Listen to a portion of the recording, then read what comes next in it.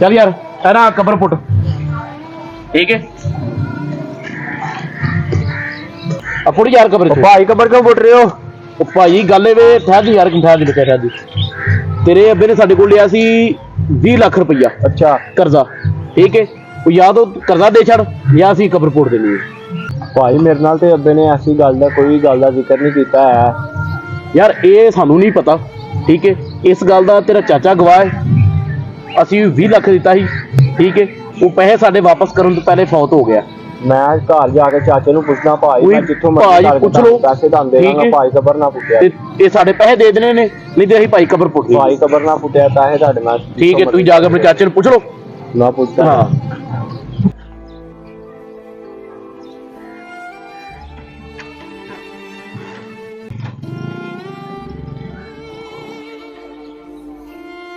अस्सलाम वालेकुम जी। वालेकुम अस्सलाम जी। लो सारा गल वे असीं अपना काम कर छड़िया मुंडे नूं दस दिता कि तेरे मेरे भाजी 20 लाख रुपया देना है ठीक है हुण तुहाडे कोलों आएगा पुछण वास्ते कि जी अब पैसे जिहड़े मैं तुहाडे देने ने तूं इहनूं दस देना कि बाकी अब्बे ने मेरे सामने पैसे लेने ते तूं ही देने ने ठीक है हुण तूं ही जानो तुहाडा अगे कम जाना ठीक हो गया चल भाई साडा काम हो गया हम मिलने जाके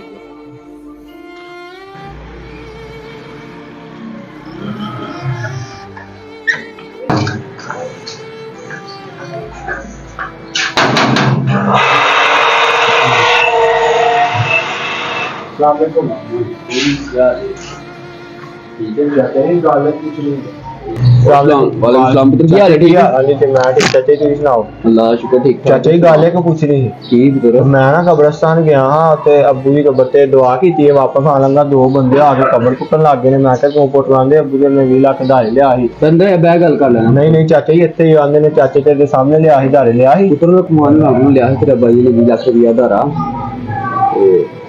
ते हुण कह रहे ने वापस दे अही कबर नहीं कबर पुटदे नहीं ना दिता ते उधर मैं देना ते को प्लाट है वे हां जी वेच वसी नहीं करना मैं तेन तरफ का देंदा ते ओ वेच ते अपने प्यो दा करदा ला दी कबर भारी की चलो ठीक है चाचा जी फिर मैं तेरे नाल को पानी पी के नहीं चाचा जी ठीक है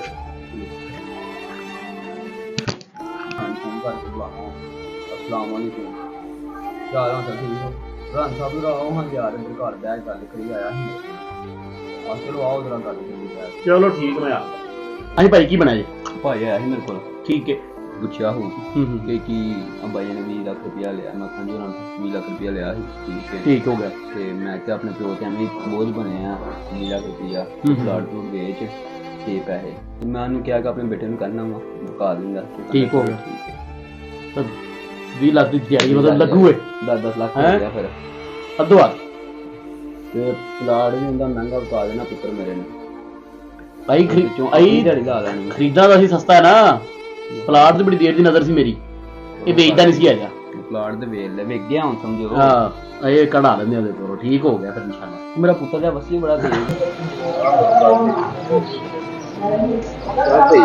अस्सलामुअलैकुम वालेकुम वसी भाई तानू लभ रिया किथे हो गल खैर है मैं इत्थे भाई यार पैसियां नहीं ना बड़ी अर्जेंट कोई जरूरत है ते जेड़ा मेरा प्लाट नहीं वो बकाना है जरा चल यार प्लाट फिर इन्हू विखाया जी फिर कर लेंगे भाई तुहानू पता 50 लाख का प्लाट है ते वो विका दो मैनू बहुत ज्यादा ना अर्जेंट पैसों की जरूरत है विका दो प्लाट भाई गल पता की है मैं तुहाडी गल ठीक है कि 50 लाख रुपए का तुहाडा प्लाट है लेकिन तुसीं बेचना एमरजेंसी ते एमरजेंसी दे रेट लगदे नहीं पहली गल तो एमरजेंसी कोई नहीं जल्दी खरीददा नहीं तुहानू चाहिदा भी है 1-2 दिन दे विच ही विकवाना ते घर तो घर भाई 20-22 दा मैं विकवा सकना उस तो ज्यादा नहीं भाई बस मैनू 20 लाख रुपया चाहिदा तुसीं ना 20 दा विका दो 22 दा बस मैनू विका दो मैनू चलो ठीक है फिर मेरे नाल शामी चलो मैं गलबात कर लेना कि मेरा विकवा देना ठीक है ओके फिर यार मैं कहना 10 ही देना उन्होंने कोई काम हो गया हेलो अस्सलाम वालेकुम हां बच्चे क्या हाल है ठीक है भाई जो तुम काम किया सी मुबारक हो तुहाडा काम हो गया फिर पहला भी घेरिया गया ते नाले प्लाट ही आ गया 50 लाख दा 20 लाख भी कोई दे दादा कर लेने पहली बस या प्लाट भी रुकेगा जाए 20 लाख दे विच कोई प्लाट मिलदा बाद तो पूरी दिहाड़ी है यार नहीं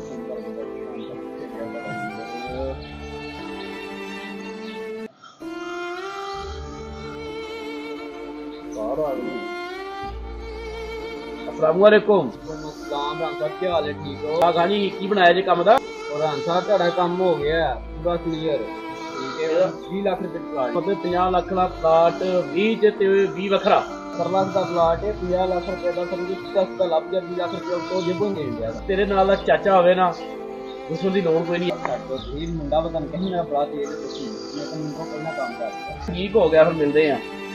ਬਹੁਤ ਹੋ ਗਿਆ वैसे भाई ये प्लॉट के कागज है तो ये ना आप जितनी जल्दी हो सके उतनी जल्दी ना सेल करवा दें, पैसों की जरूरत है बहुत ज्यादा यार वाह भाई गल पता की है कि ਜਿਹੜਾ ਪਲਾਟ ਵੇਚਣਾ ਨਾ ਇਹਦੇ ਵਿੱਚ ਟਾਈਮ ਲੱਗਣਾ ਥੋੜਾ ਜਿਹਾ ਠੀਕ, ਕਿਉਂਕਿ ਜਗ੍ਹਾ ਤੁਹਾਨੂੰ ਪਤਾ ਪਹਿਲਾਂ ਡੀਲਰ ਵੀ ਲੱਗਣਾ ਪੈਣਾ ਠੀਕ ਹੈ, ਉਹਦੇ ਨਾਲ ਫਿਰ ਗੱਲਬਾਤ ਕਰਨੀ ਸਾਰੀ ਇਹ ਫਿਰ ਟਾਈਮ ਲੱਗਣਾ ਥੋੜਾ ਜਿਹਾ। ਤੁਸੀਂ ਇੱਕ ਕੰਮ ਕਰੋ, ਉਹ ਜਿਹੜੇ ਰਾਣੇ ਕੋਲ ਜਗ੍ਹਾ ਤੁਸੀਂ ਜਿਹਨੂੰ ਪੈਸੇ ਦੇਣੇ ਨੇ ਨਾ ਤੇ ਉਹਨੂੰ ਨਾ ਪਲਾਟ ਵੇਚਣ ਦੀ ਜਗ੍ਹਾ ਨਾ ਉਹਨੂੰ ਉਹਨੇ ਦਾ ਹੀ ਹੈ ਨਾ ਪਲਾਟ ਵੇਚ ਦਿਓ ਤੁਸੀਂ ਆਪਣਾ, ਜਿੰਨੇ ਉਹਨੂੰ ਜਿੰਨਾ ਕੱਢ ਦੇਣਾ ਨਾ 20 ਲੱਖ ਦਾ ਕੱਢ ਦੇਣਾ ਤੇ 20 ਲੱਖ ਦਾ ਉਹਨੂੰ ਪਲਾਟ ਹੀ ਦੇ ਦਿਓ।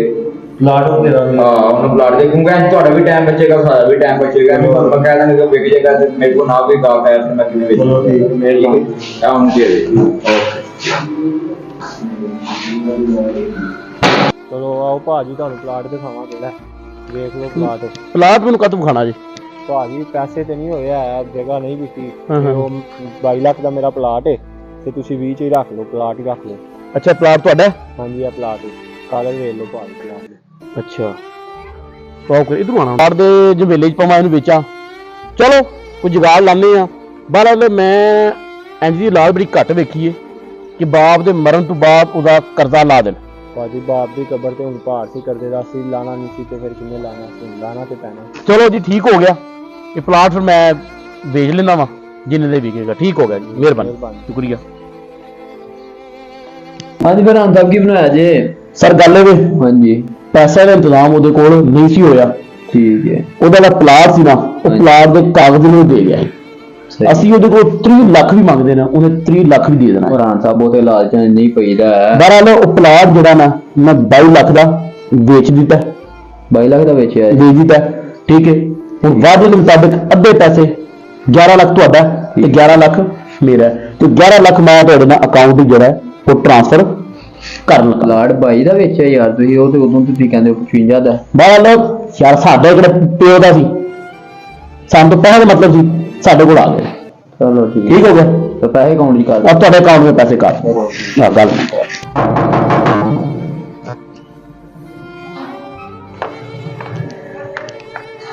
वालेकुम सलाम। क्या हाल है? ठीक है जी मैं के जैसे यार। अच्छा यार मैंने वो बात करनी थी आपसे जो आपके मेरे प्लाट की डीलिंग नहीं हुई। हाँ जी। तो यार बात ऐसे है कि मेरे तायाबू और आपके चाचा और वो राणा साहब तो ना ऐसे असल में मिले में आपके वाले साहब ने कोई उनसे लिया नहीं है, नहीं लिया था। कोई 20 लाख का कर्ज नहीं है। उन्होंने मिले में आपसे पैसे भी लेना चाहते हैं, ऊपर से ना आपसे पैसे लेके ऊपर से आपका ही प्लाट ना आपसे कम कीमत में लेना चाहते हैं। मैं भी अभी उनकी सारी बातें सुन के आया हूँ तो लिहाजा उन्हें माफ़ नहीं करना चाहिए। ये मौका है आप उनसे अपना हक लो ठीक है। तो मेरा बताना फर्ज था आपको तो यार आपका अब उनसे ये मौका है कि आप उनसे अपना हक वापस लो। जी भाई मुझे यार कोई नहीं नहीं पता था कि मेरे चाचू मेरे साथ फ्रॉड करेंगे। मुझे तो उनके वाले साहब की जगह समझता था लेकिन उन्होंने मेरे साथ फ्रॉड किया। लेकिन अब मैं दुनिया में तो नहीं उनसे अपना हक लूँगा, मैं आखिरत में अल्लाह ताला से जाकर उनका हक लूँगा।